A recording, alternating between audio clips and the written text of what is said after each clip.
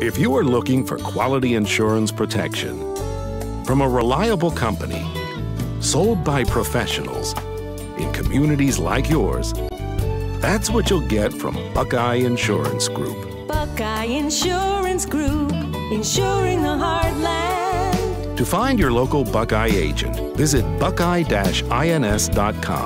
Buckeye Insurance Group, insuring the heartland. Insuring the heartland.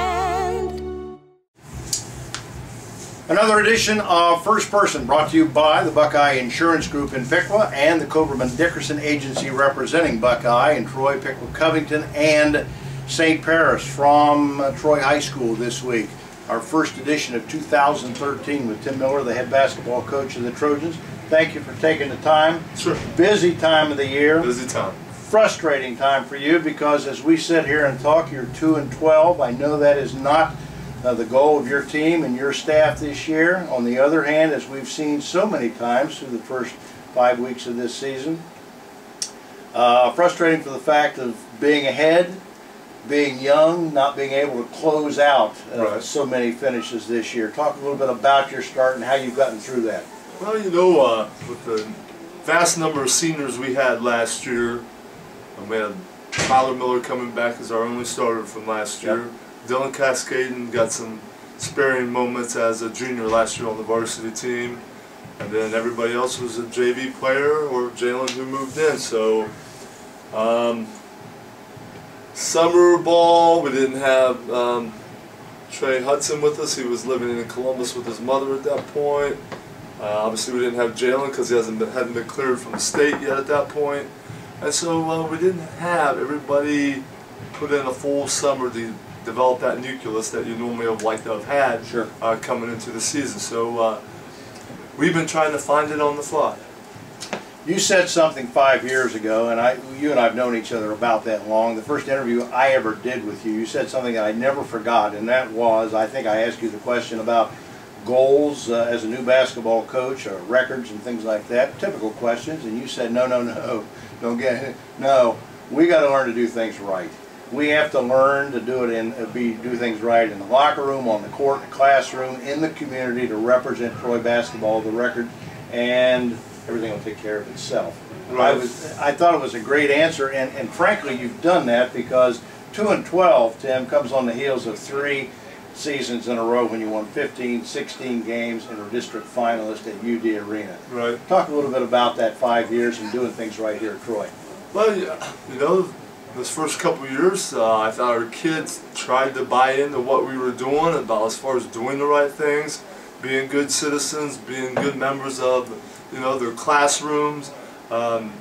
Basketball skill-wise, we weren't quite there yet, but we just wanted to instill, you know, a sense of pride in how we conducted ourselves and how we carried ourselves as basketball players, whether it was W's or, you know, some losses. We knew that we had a long way to go in that regard, but if we were going to go through those type of experiences, we wanted to go through those experiences being good citizens, and being good students, being good sportsmen, and, you know, didn't want our kids, however poorly they played or however poor their record was, to reflect back on their behavior in a negative way.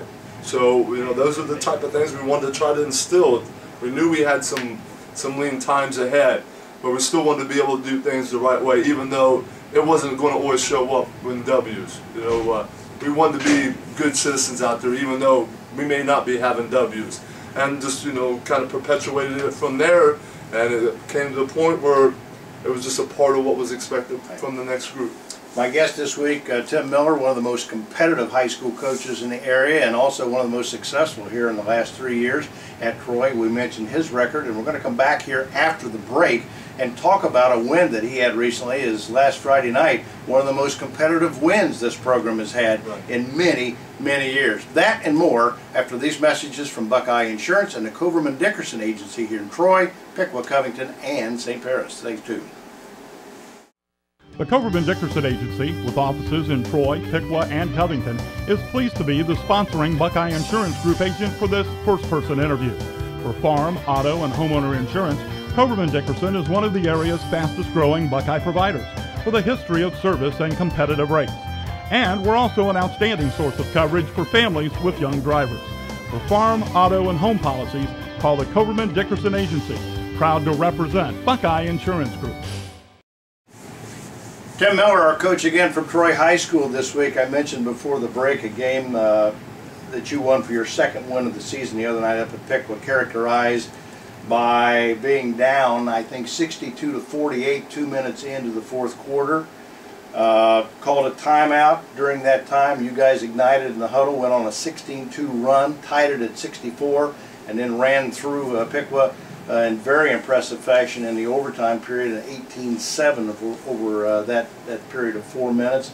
I know it was very uplifting for you, very gratifying for your kids and your staff, because it was the antithesis of so many games that you had lost previously this year. I want to give you an opportunity to talk about that. Well, like you said, we have been in that position 3 or 4 times this year, whether it was a shot at the buzzer, an overtime here or there, and we have just been the one who hasn't been able to get over that hump. You know, it's like we're right there, kids are playing hard, we're in the right positions, but we just don't get that balance. And you know, that when things aren't going well, that seems to kind of have a little bit of a snowball effect. And you know, sometimes you just got to buckle down and find that one game that you can kind of hang your hat on to kind of hopefully reverse the trend of what's transpired up to this point. So that's what we're hoping happen here. I mean, our kids could have easily given up, but I think it really shows the character of the kids that we have. They could have pouted, they could have hung their heads, and they could have, you know, just said, okay, you know, it's Piqua's night tonight, and allowed that to happen. But they came back, they responded out of every timeout that we asked them, we pleaded with them to try to find another level to step it up, and they challenged themselves and did that. 2 things about that game, that struck me as ironic. One, you had lost a game 3 nights prior to that in Sydney in almost a reverse fashion. Yes. You come back and win this one on Friday night. And then the other thing that has plagued you this year, you know, Tyler Miller has struggled, your leading scorer, from time to time. And as you said one night here recently, if he's not going to score, somebody else has to. You had 5 kids in double figures the other night. Right, and that would be great to see on a regular basis, to start developing that type of consistency. So that, you know, not everybody can just key on Tyler all the time, and you know, people do key to take Tyler out, and some other people have to and will continue to have to step up and make some shots. And you know, we haven't been a great shooting team to this point, but last night I thought our defense was our best offense because we were able to get out in transition and go, and our kids didn't have to settle for jump shots. They didn't have to settle for forces. They were able to get some things going in transition. You talk about not being a very good shooting team. You're not alone. There's a lot of high school teams in the area here, and I know their coaches would say the same thing, that they struggle fundamentally. Young kids having to learn on-the-job training. There are a bunch of great basketball coaches who've committed their lives to teaching the game of basketball in the Miami Valley, as well as men who've watched the game as a hobby for so many years. Ex-players, Tom Dunn comes to mind, former coach here, and his dad Frank. I'm talking about Wayne Wiseman over at Springfield South. You know Coach Wayne. Dave Zeller at Piqua so many years. All of those guys point to the fact that fundamentals missing in high school basketball today. Kids can't shoot free throws. Kids don't do this, don't do rebound, aren't schooled. And almost to a man, they point to AAU basketball as the culprit, because again, it cultivates a style of play, but it's not a good high school style of play because kids can't do the fundamentals. Can you comment on that? And you know, and the sad thing about that is, it doesn't start at the high school level. AAU is going on in the 3rd and 4th grade. You're absolutely right. And that's the time where, you know, Dad should be out in the backyard teaching little Johnny how to handle the ball, how to shoot the ball correctly, things along that line, instead of packing him up in a car for a weekend to go play an AAU tournament in Pittsburgh in the 3rd or 4th grade. And if you start thinking about that as a kid, if that's your mindset, what would you rather do? Go out and shoot 500 jumpers over the course of the weekend? Or go to Cincinnati and play games all weekend? So, you know, it's just a change in the mindset and a change of culture of how we develop kids. We develop them through games. We're trying to develop them through games in AAU. We're not developing them at a young age, you know, out back or in the gyms, working on, you know, their basic ball handling skills, you know, shooting, passing, you know, the mainstays of what basketball is all about. So, you know, a lot of those things, the fundamentals are a lost art now. Anybody wants to argue with that, I did a little math here in the last week or so. The average basketball team in this area shooting free throws over the years about 62%. There you go. Kids don't get out. You don't see kids out at the parks anymore working on their game. I don't get phone calls from kids anymore. Hey, coach, can you mean something? Will you open up the gym so I can get shots in today? You know, my jumper was all a little off last night. I would like to come in and shoot tomorrow if it's all right.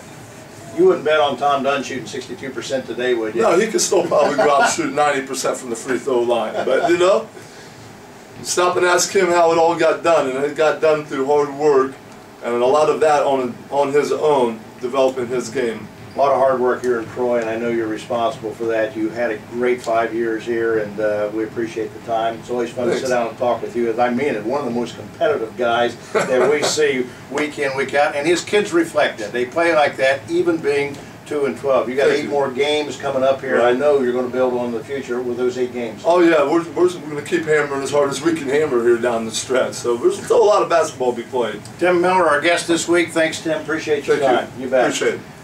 That wraps up this edition of First Person, again brought to you by the Buckeye Insurance Company in Piqua and Coverman Dickerson Agency in Troy, Piqua, Covington, and St. Paris. Thanks again for your support. Appreciate your time. Join us again next time for another edition of First Person here on Press Pros.